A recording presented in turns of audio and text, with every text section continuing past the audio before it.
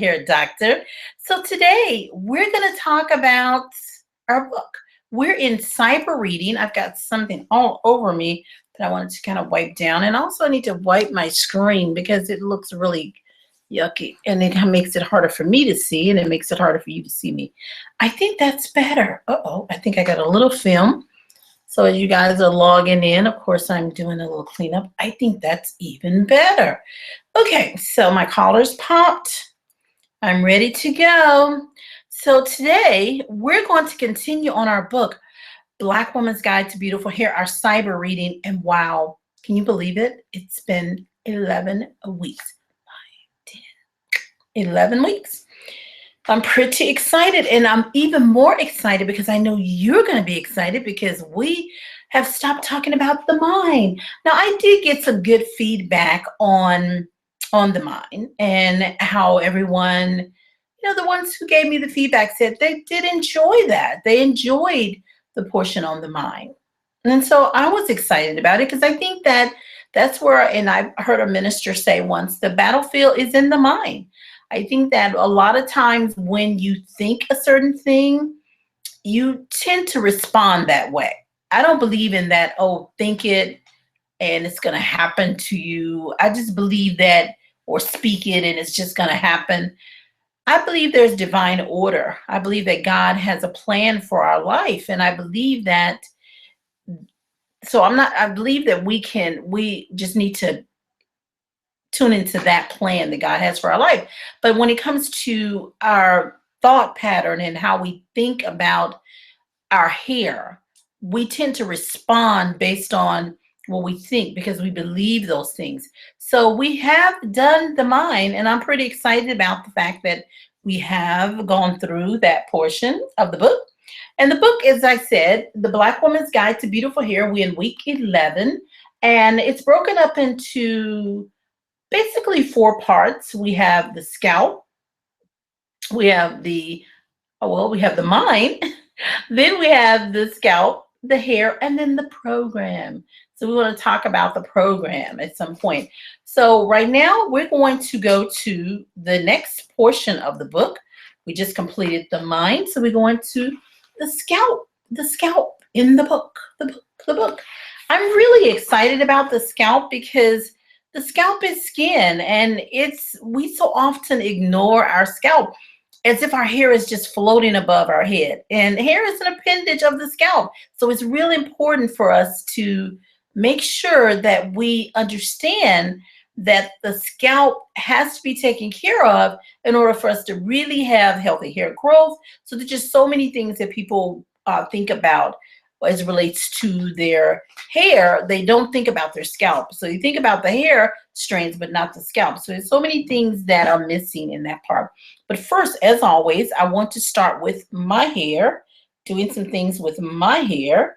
So I have my headband on and I have my scrunchie. That's generally how I start. And the reason that I do these things with my hair is so that you can see how easy you can manipulate your own hair and you don't have to worry about being afraid. So often women with natural hair, we tend to get one style and we stay with that style. We're like, okay, I better not touch it because if I touch it, it's going to be a problem. It's going to be unmanageable. So I wanted to use always on my openings of my videos to give you a couple of my little quick styles. Always pull back is a good one. On the last one, I showed how I dress my hair for bed. So if you missed that on week 10 of reading 10, then I talked about how I dress my hair for bed, and I actually did that. I dressed my hair for bed, but we're going to take my scrunchie off, and you can see my little cloth here. And the reason I wore this one, I could have put a new one on, but I want you not to be worried if these little ribbons, because this is a crochet piece, and someone asked where they could find them. You can get them at most stores that carry hair pieces, but then you can order them from me if you need to. You can email me and we can have somebody send them to you. But this is my little headband, and you can see that there's air holes in it, and this is the wide one. So this wide one is pretty cool because I like to use it especially when I want to hold my hair flat. If I want to get my hair to lay really flat, I'll lay it around the hairline after I've got all my leave-in products on, and it helps with that pullback that we do. I also have videos on pullback, but like I said, don't worry if these little ribbons come loose because they're fine. You can snip them off and you generally will be okay. But let's start with taking our headband off. And we're just gonna, I want to show you something with a larger one because you can, not headband, our ponytail, scrunchie off. You can wear your hair in different ways, but let's start with this large one. One of the first things, and let me make sure my phone is off. One of the first things that you do is you want to make sure that you take your scrunchie off and kind of move your hair around in the direction that you really want to, there we go, the direction you want your hair to go. So if I want length today, I'm going to take my collar down and I'm going to let my length focus on the back of my head. So I'm just going to take my hair and just kind of stretch it. I'm going to take my fingers and thumb and smooth it down. Now, your hair should be pretty hydrated if you're using our system and if you're using it properly. But if not, then you just take a small amount of your Moisture Plus, or if you have extremely dry hair, you can use your hydration if you're trying to do like a shampoo and go, but stretched out. And then or you can use our naturally textured and it'll give you a little bit more defined curl pattern. I happen to like all of them. So I'm just going to pull the hair down and I'm just going to stretch it out. And I'm just separating the hair. You can see how it tries to spring up, but you're just separating it and you're pulling it down and you're just leaving it like that. And that's like in the back. Then I'm going to take the opposite side and I'm leaving this band here. If you notice, I'm going to take the opposite side and I'm pulling it down, doing some of the same things. And I'm just kind of stretching the hair. And I'm just stretching it down. It's going to move up some, but that's okay because what you're trying to do is just get the focus of your hair in the back of your head. And you're going to do the same to the back area. You just reach back there and kind of pull it down. You can have your fingers underneath. Don't pull. Don't tear. So when I say pull, you can stretch it, but don't go through it with your fingers like this and then wiggle and then tear your hair. So you want to see if you get to a tangle, come out with your fingers, take your fingers and thumb, smooth through that tangle so that you can slide straight through without pulling. See, there's a little kink there. I want to take fingers and thumb. That way I can slide straight through. Okay, so now we have the back of our hair. So we want to utilize that and we want to decide how we want the crown to be. Now, I personally don't like a flat crown, so I tend to want to keep the crown up a little higher. So this is one, if you're trying to get a really high crown fro, then this is a really fun way to do it. You take your headband, you move it all the way to the nape. So it's like on the nape area. So that gives your hairline an opportunity to go down lower. And then you take the front of the headband and you just fold it back like this. And then you bring it over this direction. And then you have the most of the hair to the back of the head. Now it's up to you, like I said, how high you want it. But I always tend to just say, okay, well now I've got it the way I want it. And I will just fan it this way. So now I've got a nice headband, if you can see closely. I've got my headband. It's kind of, it's hard to see because of how dark my hair is. As you know, I covered my little fringe up. I used a vegetable rinse, so no worries. And so now we have my hair pulled back. And we are ready to rock and roll. And that's just one style. Now from that, if I say, well, okay, I'm going to do that, but I'm getting ready to go, let's say, work out. If you decide and you wore your hair this way to work, I've got hairs kind of moving around here, and you wore your hair this way to work, then you say, I'm going to pull the back up. And I know you guys are just checking in, so you can just, it's archive. It's going to be archive. And pull this up and have my favorite is my afro puff, my large afro puff. So I just pulled the back up, didn't do a whole lot to the front, and I have that puff. And this is with the same scrunchie. So here I am, pop the collar. You know I like my collar popped. And there we are. There it is. Okay, so those are just two easies. And then I want to take my headband off. And of course, we're going to do the fro. And I always like to do this one because I really want you to see what you can do with manipulating your hair. That's the whole goal of these before we get into the book. And again, bringing the center down. And I'm going to do something just a little different with the sides. I'm going to keep the sides back and over my ear, showing my earrings. And you can do this like, and I didn't let my collar down. Let's let that down. And you can do this like with like longer earrings. It'll be a nice little sweep. You bring your hair back, still having it behind the ear. And you remember, if you are of any age over 30, you can remember the patting down the fro. That's all you do with our hair. It works the same. Bring this forward and you're just separating. I told you guys on some videos in the past about French lacing. That's just where we take and we hold one part of the strand and we just separate, because you don't want to tease it. So many people are getting into teasing their hair, and that really causes those little microscopic tears and the hair ends up breaking. So now I've got hair pulled back. And so it kind of accentuates your eyes. So it helps with showing off your eyes. So you could do maybe lining your eyes just a little more. That makes it a little more mysterious. I think it's pretty cute. So it's just going to be up to you how you do with your makeup. You may not wear any makeup. You may just want to do this at all. So they do it this way.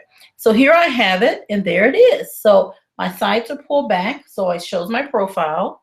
I'm not always excited because of those little things, temporary visitors under my chin. But right now, I am, and I have a nice little fro here. I can bring it forward and make a larger fro, bringing everything forward. And which would be a little bit challenging if it's warm in your area, because you won't want that. But you can also see it gives you a little more of a challenge. And I'm just basically moving my hair around. And let's see if anybody is logging in or chatting. You're welcome to ask questions if you want to beforehand. So let's get over to my site to make sure that we are online. And you see what I've done with my fro. I mean, it's just a fro. So I now have that. So I'm going to go right to our week 7. And let's see where we are. No, we're in week 7. I just looked at week 7. We're in week 11. Oh my goodness. Can you believe that? Okay, now let's go into week 11. I just want to make sure I have the chat room up and open so that I can view you guys. Let's make sure we are on, because I don't know, it's video. It's really slow. So let's just see if we can get over to, let's see, I think we're here. Okay. And so that if you have a question before we start, and today, as I said, we're going to talk about the scalp. We're going to start that. I'm really excited about it, because speaking about the scalp is really, really important. Because when we think about the scalp itself, scalp is skin, and we have to take care of the scalp. It's also our foundation. I'm just trying to get on my page so that I can, here we go.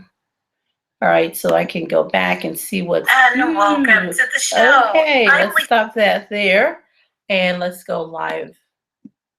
What's on live? There we are. All right, so I can go back and see what Okay, there we are. So now I have you up where I can see if you're chatting, or if you have a question for me. You're welcome to chat away, because I am right here for you. Okay, so I really have this whimsical hair. See these little openings here. Yeah, okay, so I think that I might, unless it gets warm in here, I think I might leave it this way. We can open it up a little bit. That's pretty cool. I don't think I've done this one much. We open up and just kind of, let me move over so I could see you guys. Okay, there we are. And bring a few hairs down the middle. So some of you who really are concerned about your forehead, or you've worn braids for extended periods of time and you've got your hairline all thin, you can pull hair over and make a wisp of hair, but still be able to keep your fro open, which is pretty nice as well.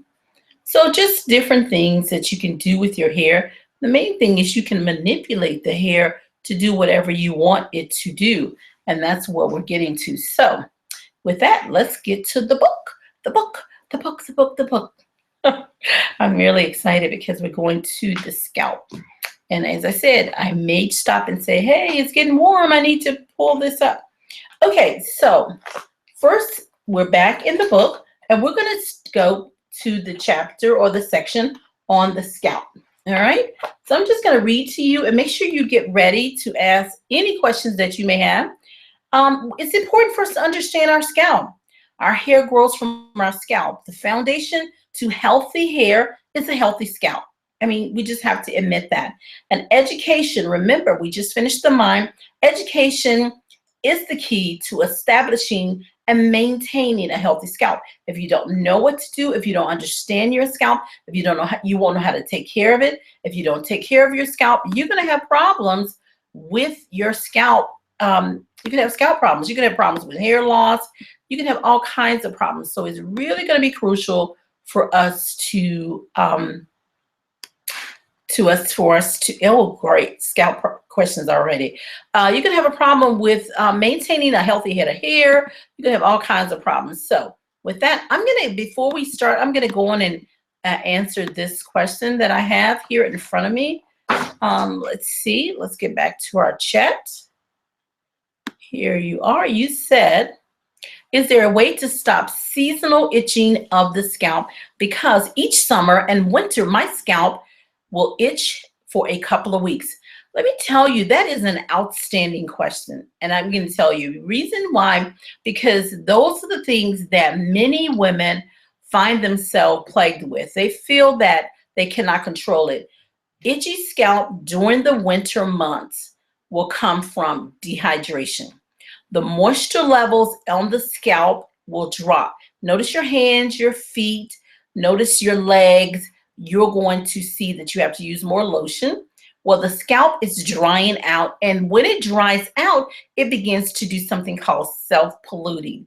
When it self-pollutes, then it's going to put those dry cells on right around the mouth of the follicle, and they're going to itch. So because they're dilating the follicles, the receptors are responding and they begin to itch. Your scalp begins to itch. So what's the best way to offset that is by hydrating the skin. Now, I'm going to write myself a little note here.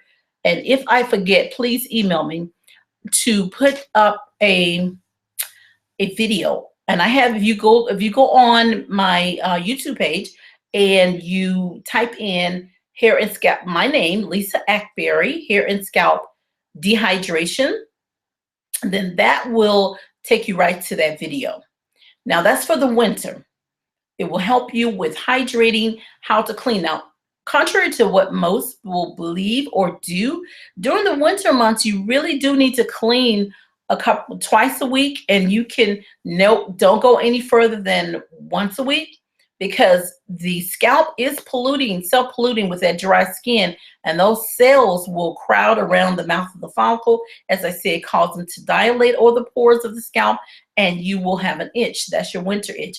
You drying and the pollutants, skin pollutants, will cause that itch. Now let's look at summer. Summer, this is an extreme condition. There's a couple of things that you're seeing. Summer and winter are extreme seasons. That means that's when our skin and our hair is gonna respond the most. So in the summer months, what I'm finding is that we are going to have a more polluted scalp from the environment. We've just gotten out of spring. Most likely some of that has gone into our scalp and hair. And if we don't have a good cleansing regimen, it's settled on our skin, and some of it may already be solidifying. So these are environmental pollutants. Or winter, you're going to have mostly scalp pollutants. Summer, you're going to find yourself with more environmental pollutants. Environmental pollutants, dust, dirt, debris. That's one of the things that will happen. Then you'll have that self-polluting from the body because you're sweating. So wet sweat basically is wasting salt. It's kind of what happens when you work out. When you work out, you tend to have sweat a lot.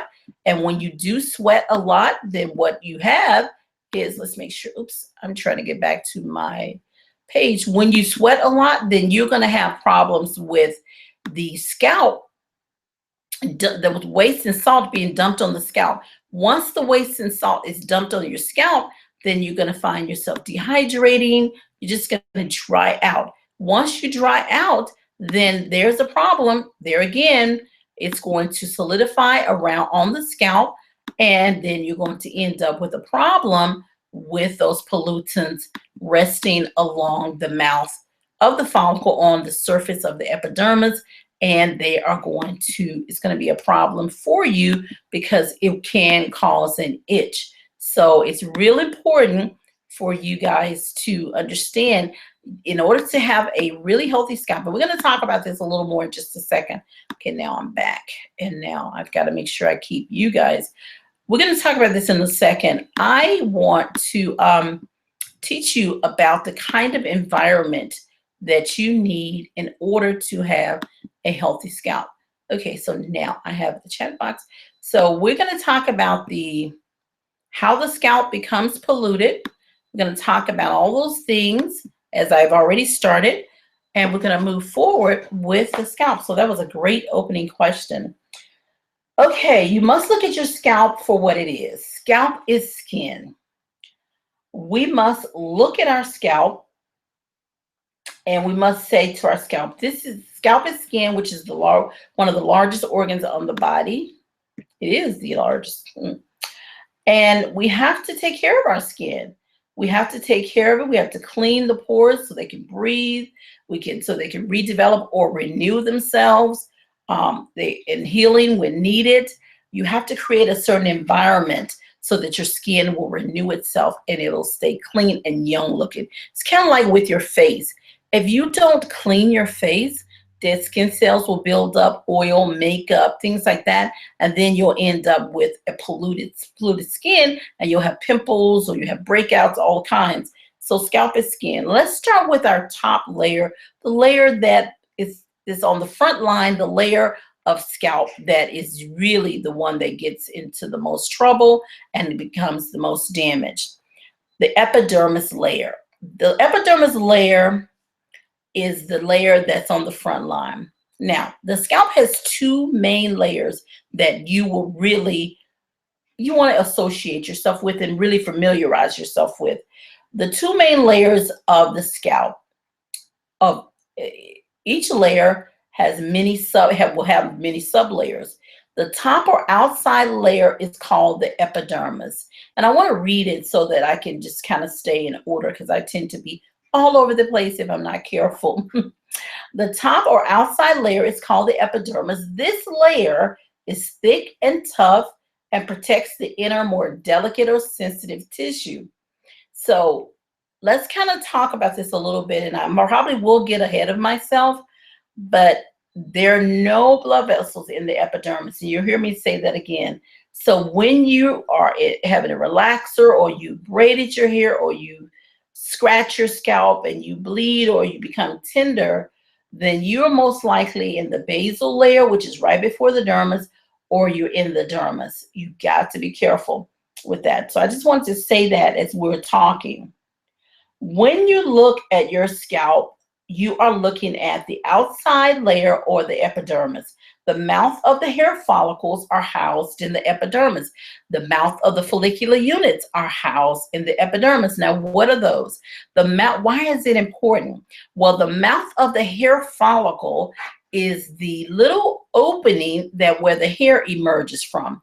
The mouth of the follicular unit is the opening where the hair follicles rest in. So you may have one, I call it macro pore, which is the follicular unit, and then you have small micropores, which is the hair follicle. Each follicle has one hair growing from it. Even though they look close, you're looking at your follicular unit, your follicles, generally you won't really see this. And I know in the past, prior to certain research, I would say the pinhole that you're looking at is the mouth of the follicle, but actuality, that little pinhole that you can see with the naked eye is really the mouth of the follicular unit.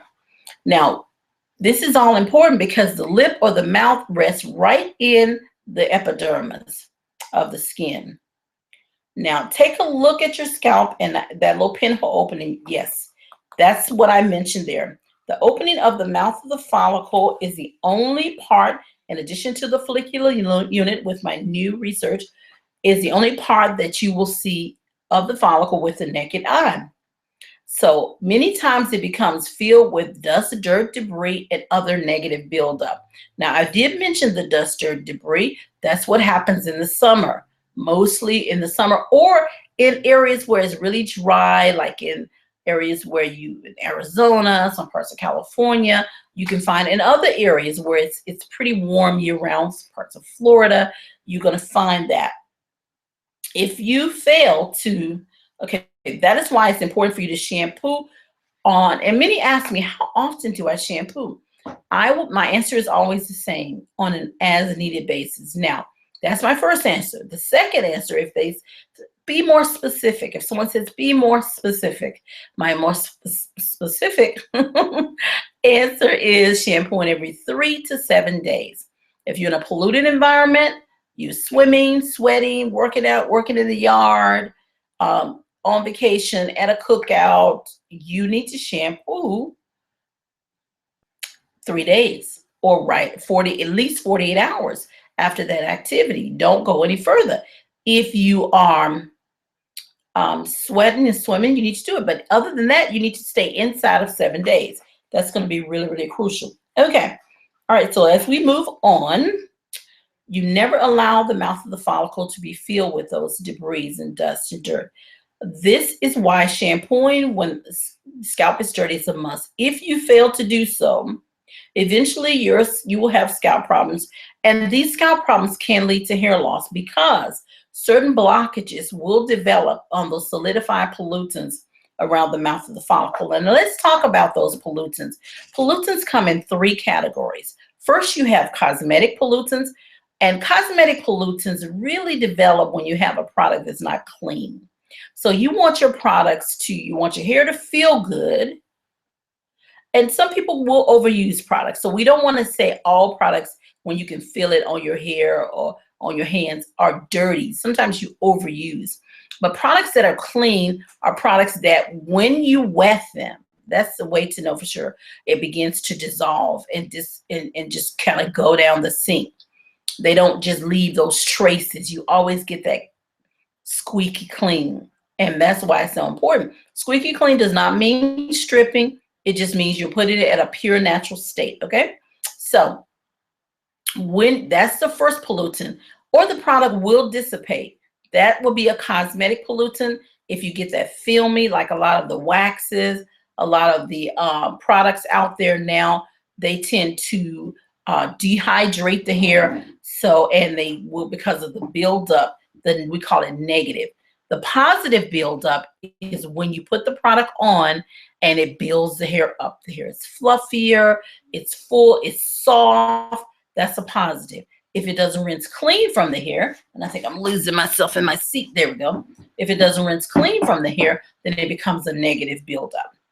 All right. So the next category of pollutants would be scalp pollutants. We mentioned earlier, scalp pollutants tend to come when the pollutants on the scalp are not, the scalp is dry, as I mentioned before, and also the problems come with the scalp pollutants when it's exposed to, it's injured. Like if you damage your skin, if you burn from a relaxer, if you, I don't know, it's another one. I mean, I do know there's lots of them. I'm just trying to think of one that I can tell you right away. A lot of times when with natural hair, because we think that we're totally safe with natural hair and we're not.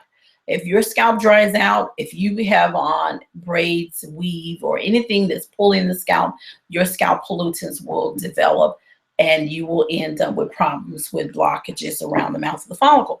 And the third one is environmental pollutants. And that's where dust, dirt, and debris gets on the scalp, settles around. It creates these blockages. It begins to solidify. That's why it's important to stay inside of 7 days, because it will solidify, and then you have these pollutants that around the mouth of the follicle could cause a density change and cause a problem with blockages. Depending on how dense the pollutant is and the actual texture, meaning size of the strand, that will determine whether that hair is able to emerge from the mouth of the follicle.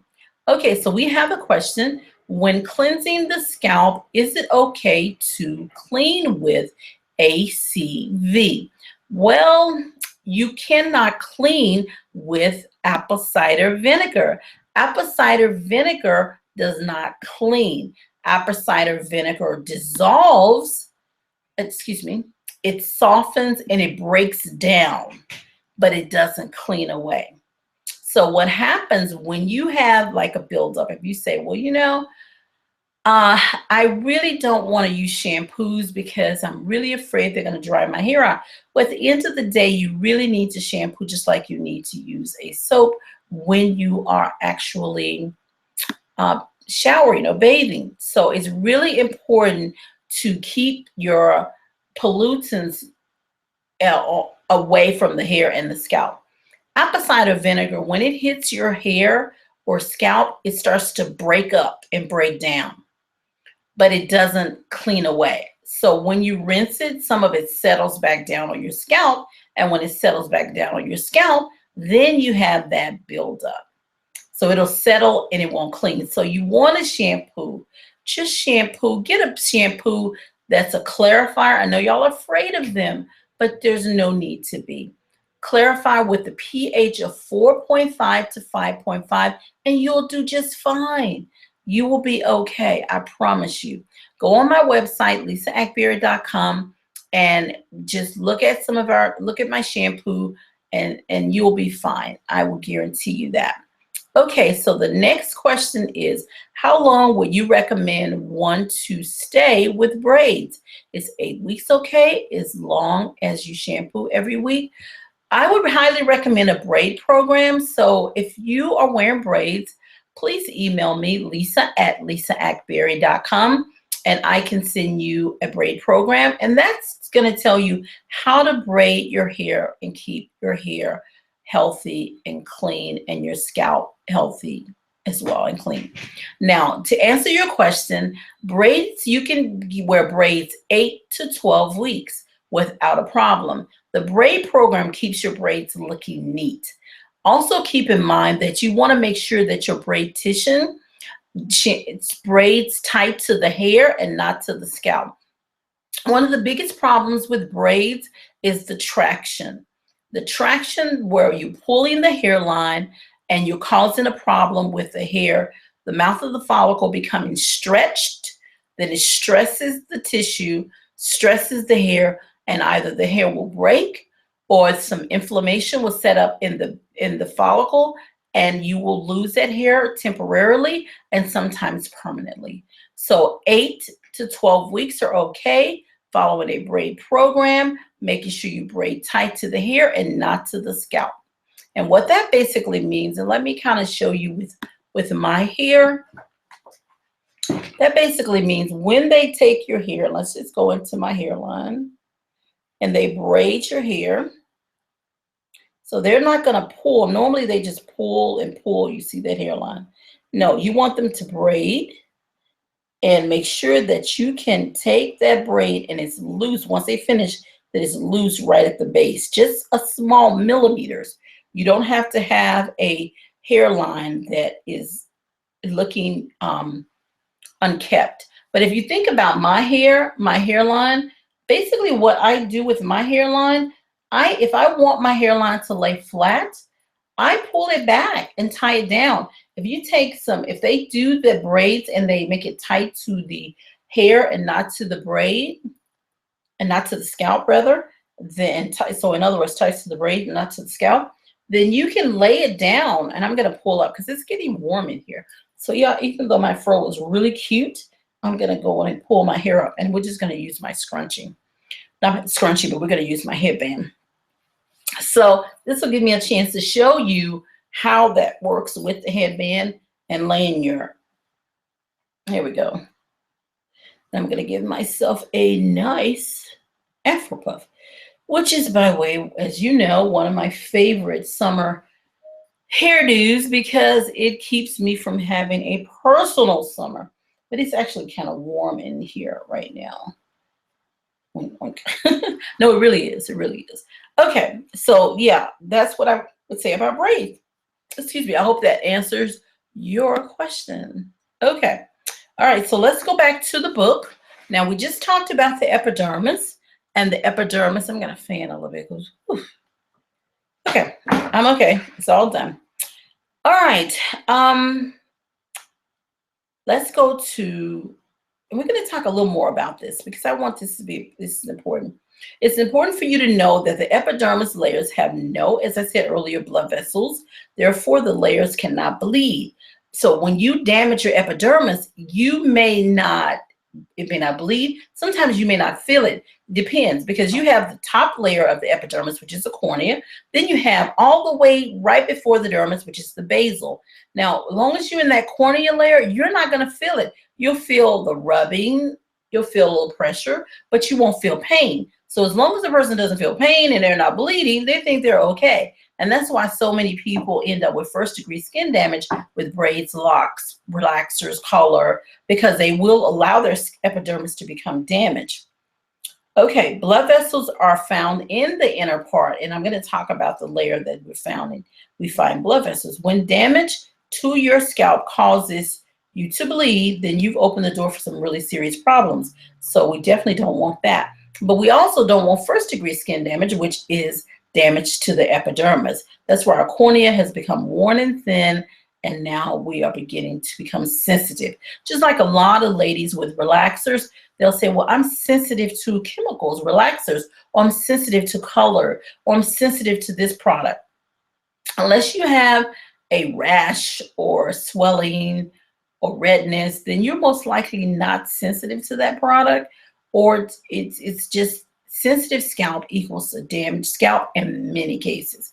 Now, there's exceptions to the rules. You want to see your dermatologist if you're finding yourself with some of these problems and they're persistent. I would recommend a trichologist first because they will be able to give you a microscopic view and help you and guide you on what to say to your dermatologist when you go in to see them. Okay, so let's move on. If you have ever had a relaxer and it burned or bled, then you may not have thought about it because the skin most likely developed a scab. It scabs because that's what the body will do. It'll eventually try to put that scab, and then it seemed to heal. I remember when I started in the industry, like other stylists I work with, I saw chemical burns so frequently that it was just, not a big deal to me. I just didn't think it was a big deal. So what I realized is that was wrong. I would say, hey, let's put a little Neosporin on it and we'll move on. We certainly never intended to do long-term damage, but it really literally destroyed the client's scalp at that time. And this is many moons ago when I was a stylist and I did style hair for many years. That's why I understand being a Black woman, being a woman with hair, a stylist many years ago, now a trichologist. I really understand what's going on and how we think about our hair and how we have these challenges, and they're very hard to overcome. Okay, let's talk about the next layer, the dermis layer. The dermis layer houses the actual hair follicle. It also houses, yes, it houses the hair follicle. In addition to the hair follicle found in the dermis layer, there's your sebaceous glands or your oil glands, your sweat glands, and many delicate tissues and cells that help us with healthy hair growth.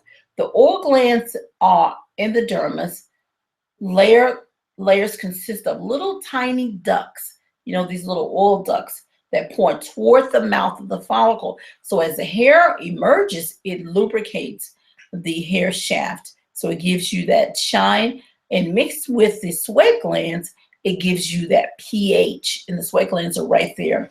So it's just it creates something called acid mantle. Acid mantle is a secretion that is formed between the sweat glands and the oil glands that gives you pH, because our hair is solid. It can't have a pH without some liquid.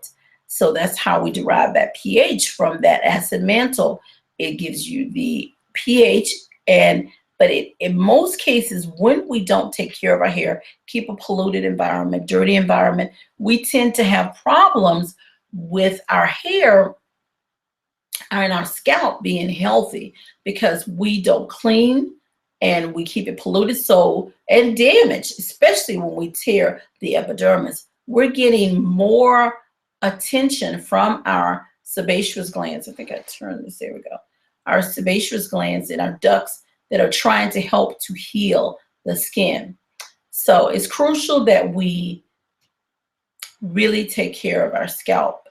The other thing we have to keep in mind is the pH is 4.5 to 5 point of the secretion from our sebaceous and oil glands. And that pH, 4.5 to 5.5, is what we really want to keep our shampoos at, because we won't disturb that basic pH of the hair and scalp. Crucial. This is what's important, especially to women with kinky hair or naturally dry hair. Seems like I need some water. I'm getting a little raspy voice here. Okay. And so as we go on, I'm trying to see if I've left anything else. I mentioned that. Let's see. The pH. Okay. You could be damaging your scalp and you're not aware of it. And that's what's important for us to keep in mind. The scalp is skin, and the skin is an organ that can be damaged. Take a moment to think about your scalp as you would your skin on the body. The skin on your body must be clean, cared for on a regular basis, and when doing as you exercise, when doing so, you exercise precautions to avoid products that could cause dryness or irritation to your skin. For example, if you cut, burn, or cause injury to your arm, you would care for it and nurture it back to a healthy state. You would take special care and to create that environment for healing. You would make sure that you notice the skin. If you think about it, the natural antibodies will try to go to the surface to try and help to heal. Sometimes you have that little pulse. But then you're using topical antibiotics on the surface. Secondly, after the infection is brought to the surface, the infected skin becomes dry and tight and itches like crazy. But I want to talk about what we do with our skin. And I know it's in the book, but I'm skipping around a little bit. What do we do when we have a sore? And what is the main thing our dermatologists would tell us, or we were raised knowing? We would clean and dress it. Clean it, dress it. We wouldn't leave that bandage on for several days. Most of us won't. So we clean and dress. So we have to really be careful with our scalp as well. But at the end, once it's almost healed, we start to have that itch and tightness. It's crazy, and that's a part of that healing.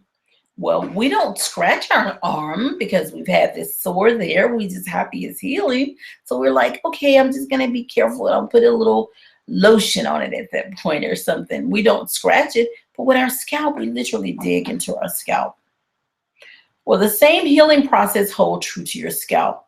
When your scalp, which you remember is skin, is damaged from, say, a chemical burn or from a pressing comb, a heated tool, yeah, that's a biggie. I see a lot of that when I'm doing analysis on, I'm trying not to cover my face in the book. When I do analysis on some of the patients, I see heat damage on their skin. And we have to be careful. Sometimes we have pressing comb, curling irons, hot rollers, any other heated tools. It must heal the same way our arm would have healed. And your scalp can also become damaged from drying shampoos, gels, and other drying styling products. Those are the cosmetics that can be problematic. Poor scalp care will, over a period of time, cause the outside layer of the skin to become bruised, thin, worn, and eventually it will expose the dermis, which is what you want to be really careful about.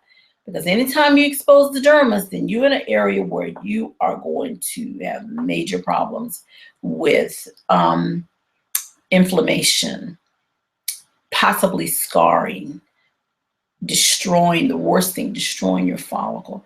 Or you could set up a staph infection. You could have really bad problems. That's why you don't want that dermis exposed, okay?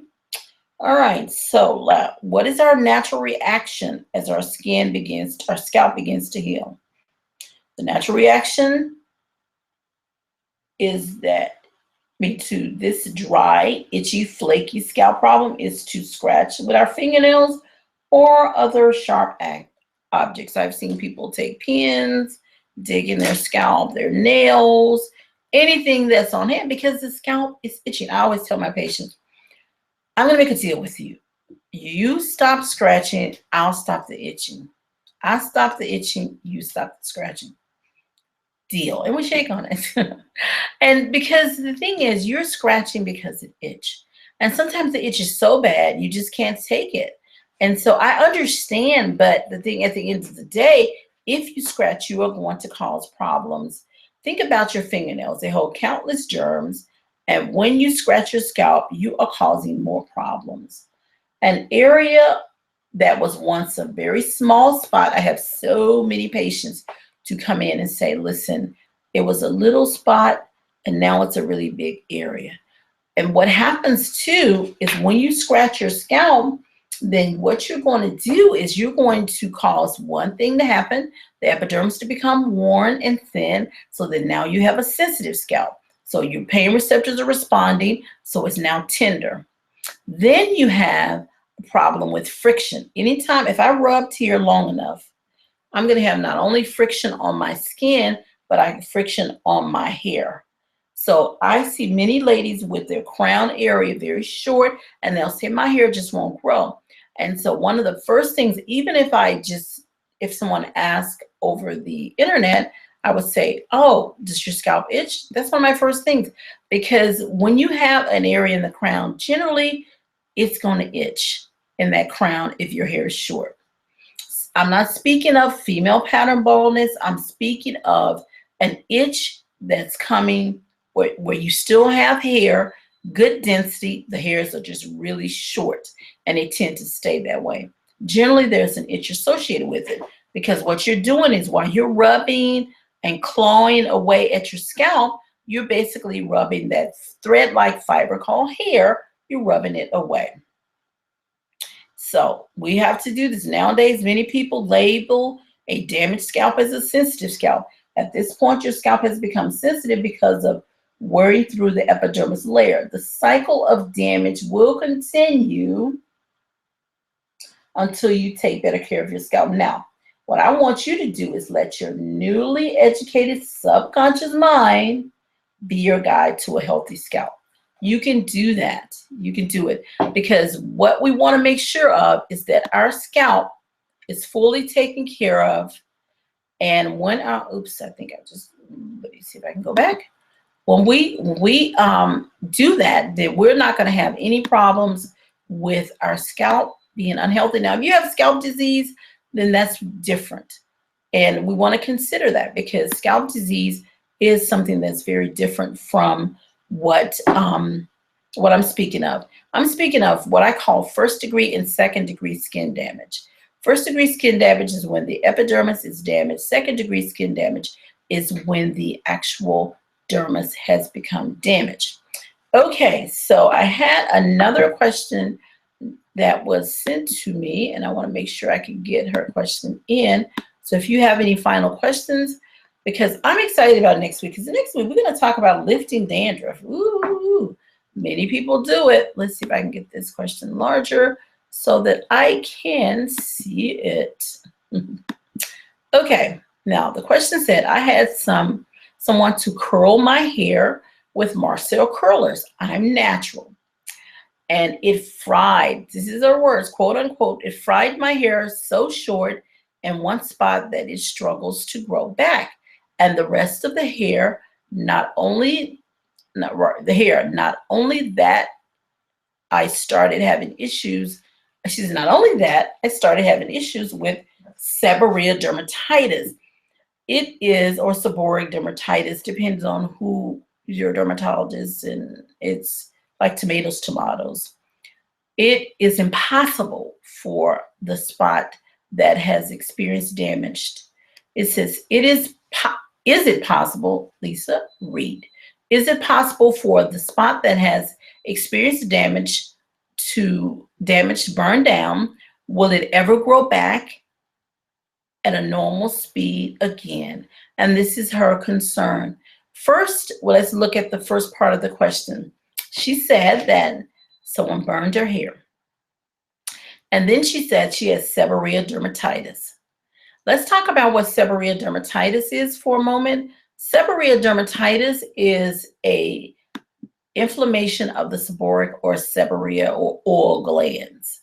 So with that inflammation there, it's supposed to secrete extra oils, and the sebaceous glands are inflamed. So dermatitis is just inflammation. Okay, secondly, when someone burns the hair, after the hair goes to a certain temperature, it will burn and you will go into a meltdown with your strand. So what will happen, your strand will eventually get smaller and smaller, thinner and thinner, and before you know it, that strand is no longer able to obtain any form of length.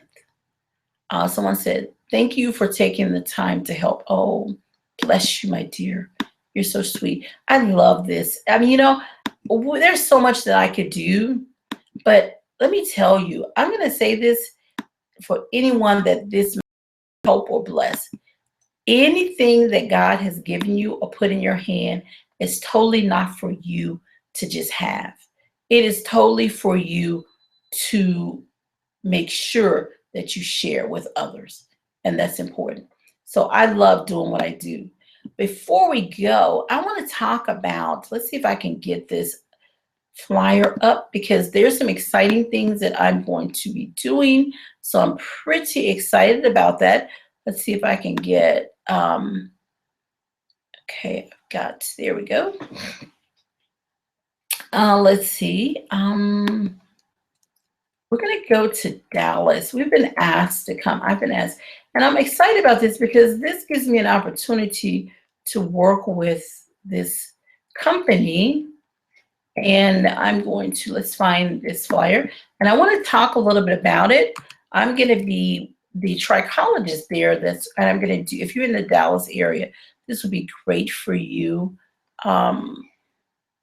Let's see. I'm not prepared, as you can see, as always. Okay, let's see here. And there we go. See if I have a flyer here where I want to just be correct in everything that I'm doing. And this company is called Team Natural. And I met a lovely, lovely young lady called Constant Cash. She's just a sweetheart, so committed to what she's doing. So I definitely want to work with her group to do whatever I can do to make sure that I am offering whatever knowledge that I can, because I think that it's very wise of her to involve a trichologist or even request this, because what happens when you deal with your hair, there's a lot that you can, and I'm going to try to go to her site. There's a lot that you're dealing with, but if you don't think about the science of it, or why my hair breaks, or why I have these problems, then you will have styles and you'll have the look, but you will consistently have hair and scalp problems. So if you're in the Dallas area, she's got some, let's go to her upcoming events. Here it is. Okay. If you're in the Dallas area, please try to come on May the 21st. And she's just going to have some great things going on. I want to give you, I'm going to put a link at the bottom. Again, if I forget, please remind me at the bottom of the page. I can't forget that one because this is just a wonderful person, Constant Cash. She's wonderful. And she's going to have several people featured. And I'm going to be the featured trichologist. And this is going to be, it's called Living No Lie. I love it. It's the Living No Lie tour on Dallas, and it's at the International Natural Hair Meetup Day.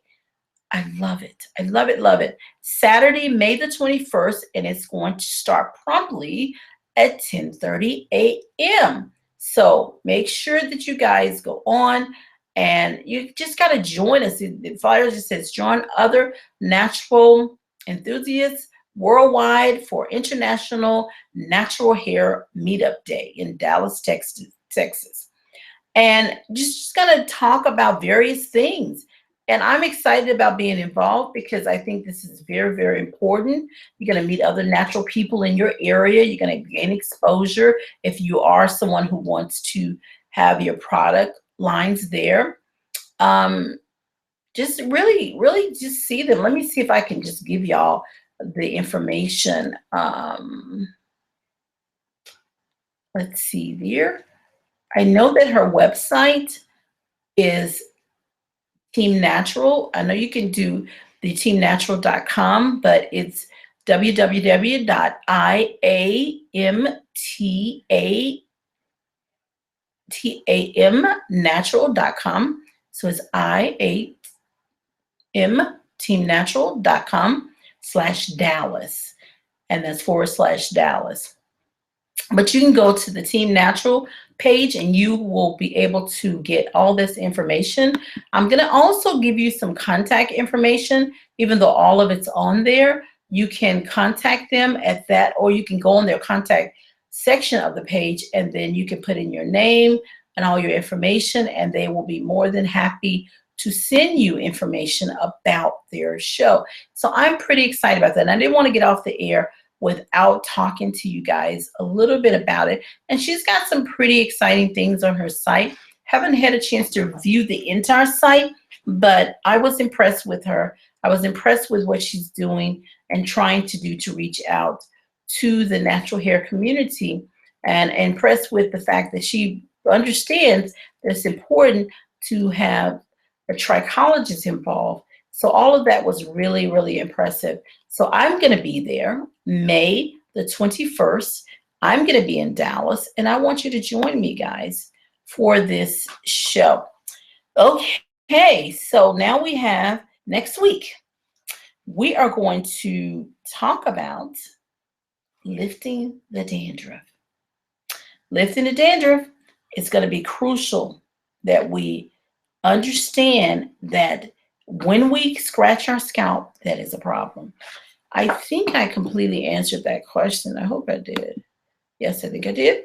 But we want to make sure that we deal with this. I'm excited. The other thing I knew there was something else. May 1st, I'm going to start, my radio talk show, live radio. I'm going to stream. You know, I've been a guest on Bev Johnson's show in our city, but I'm now going to have my own national show through iHeartRadio. I'm excited about that. And I'm really going to try to stream live from the natural show, the meetup in Dallas as well. So you'll get to see that on my YouTube channel. So don't forget to like me on Facebook. Make sure that you subscribe to my page and tell your friends to do it, because all of these free videos are for you guys. So I love you so much. To God be the glory in Jesus. We're all done for today. I'll be telling you more and more, and I'll post something about my show, and I'm going to post about the Dallas meetup. I'm pretty excited about Miss Cash because she is just fabulous and her mission is wonderful. So thanks again. I will see you next week right here on Ask the Hair Doctor with the Black Woman's Guide, the book. We're going to talk about the book, and we're going to talk about lifting dandruff. So make sure that you tune in, and I want to make sure I can get back so that I can get to my own line, and then we can log out. And I will see you next week right here, same time.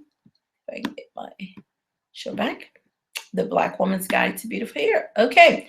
All right. Bye-bye. To God be the glory in Jesus. I love you guys so much, as you know.